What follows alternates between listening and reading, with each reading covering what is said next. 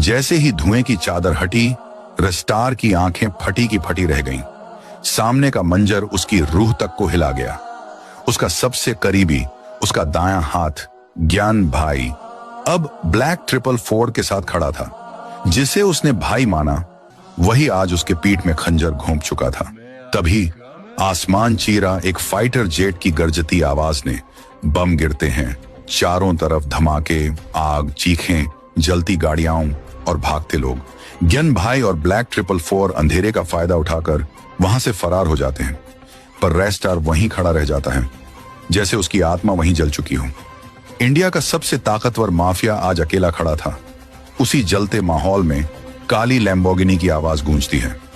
एक लड़की निकलती है, चेहरा नकाब में छुपा।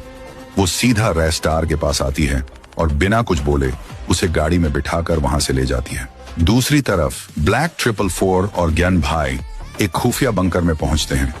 ब्लैक 444 अब ज्ञान भाई को अपनी ब्लैक आर्मी की गद्दी सौंपता है। ले भाई, अब ये ताज तेरा, रेस्टार को मिटा डाल। ज्ञान भाई की आंखों में पागलपन झलकने लगता है। अब वो मुझसे नहीं बचेगा, उसका नाम और निशान मिटा दूंगा। लड़की रेस्टार को एक रहस्यमय जगह छोड़ जाती है। वहां पहुंचकर वो चुपचाप दीवार को घूरता रहता है। भाई, तू ही क्यों? यही सवाल बार बार उसके सीने को चीरता है। तभी फोन बजता है। रेस्टार कॉल उठाता है और जो सुनता है उसका चेहरा सफेद पड़ जाता है।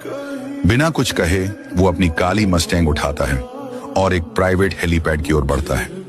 हेलीकॉप्टर उड़ता है और कोई नहीं जानता कि वो कहां गया। बस उसके वफादार साथी आसमान में उसका हेलीकॉप्टर देखते रह जाते हैं, खामोश। ज्ञान भाई अंदर आता है, मुस्कुराते हुए कहता है, रेस्टार इंडिया छोड़ गया। ब्लैक 444 ठहाका मारता है, अब इंडिया मेरा है। पर कहानी यहीं खत्म नहीं होती।